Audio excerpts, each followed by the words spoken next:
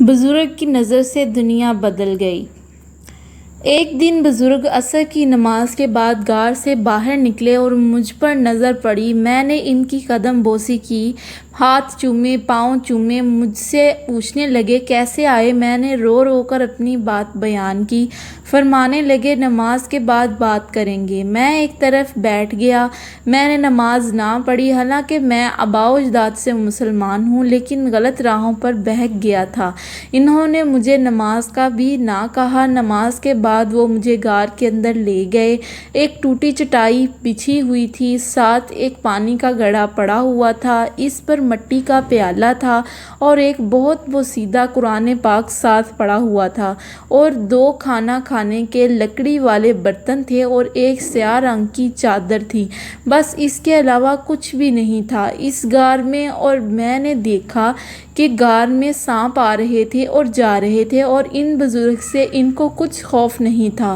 میں دیکھ رہا تھا کہ ان موٹے زہریلے سانپوں کا وہاں آنا جانا لگا ہوا تھا، اور کچھ اور زہریلی چیزیں بھی تھیں، لیکن ان بزرگ کو ان سے کوئی خوف نہیں تھا۔ ان بزرگ نے ان سے کوئی اثر تک نہ لیا۔ میں ان کے سامنے رو کر اپنے گناہوں کی داستان بیان کرتا رہا۔ کرتے کرتے آخر میں ان کے ہاتھ پر توبہ کی، ایمان کی تجدید کرنے کے بعد وہ مجھ سے فرمانے لگے دیکھ ایسا کر، تو سارا دن یا قہار پڑھ کر، تیرے اوپر جادو ہے اور تیرے اوپر شیطانی چیزوں کی سخت نظر ہے اور سخت اثرات ہیں، تو بس سارا دن یا قہار پڑھا کر۔